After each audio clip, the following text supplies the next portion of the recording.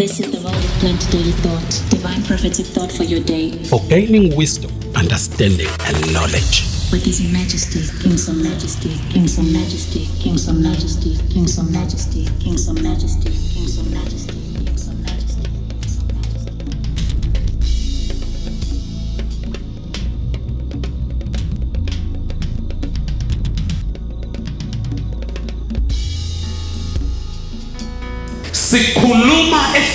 We talk what we know. And we testify through what we have seen and what we have heard. You no longer hear Plenty even if though they write on Facebook. Plenty are so cool. You find them dancing to the music that is not of ours. They listen to every necessity on social media. They follow every necessity. You find them talking what you never understand. You find them dancing that you won't believe what they're dancing. You find them dancing for that bullshit. What are you dancing to? You find plenty. They've forgotten their confession. Instead of saying I'm off the word of plenty. Instead of declaring, you find plenty. They say it's of the world. What is cancer doing in Plenty? What is AIDS doing in Plenty?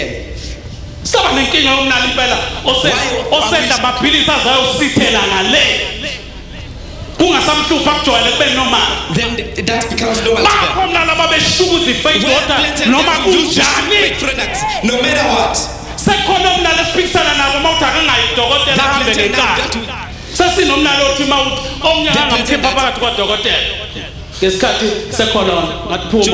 Of corona. I said you must go out. Said I'm only blind. Get out. Even if you have paid, you must go out. I didn't say you mustn't go to the doctor.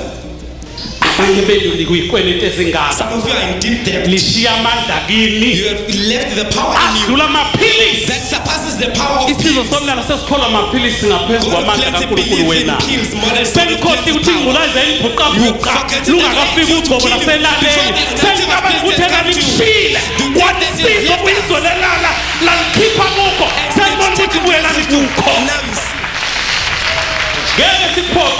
we won't force you. Drink pills. You will see what will happen. Tomorrow we'll pray for you that you have kidney problems. Yeah, Plenty. Lifestyle disease. You suffer under lifestyle disease. When last did you fast? Fasting helps you. If you have a lot of sugar in your body, in your blood, it helps you. When last did you in your body?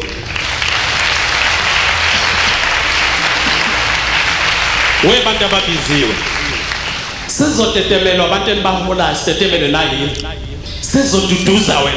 will control you now.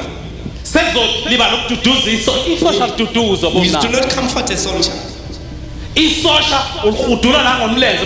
will just kill them if using a leg. There's no soldier that is being begged. I want those who roam about one of them. I'm not giving you position to sit on certain chairs. This demon of after complimenting you, then you become a troublesome. If a Plenty has lost a spirit of Plenty, they even ask to go to visit their home at the wrong time. I know people who they will have said they will not be there. We will ask, why didn't you go to the funeral? Why would I live there? Because I haven't found a person. Today you will need a driver in the world of Plenty until you do not do what you were supposed to do. Because now we have those who want to show off. May that end now. It's about to enter 2024. Thank you for watching or listening. The world of plenty daily thought, divine prophetic thought for your day. For gaining wisdom, understanding, and knowledge. With His Majesty, King Majesty. For more information, you can send us an email on info@inalamende.com or call us on 079-1755-628. Don't forget to subscribe to our channel on YouTube at King Somnala-Nalamendate. You can like our page on Facebook at King Somnala-Nalamendate. Follow us on TikTok at King Somnala the Plentiologist.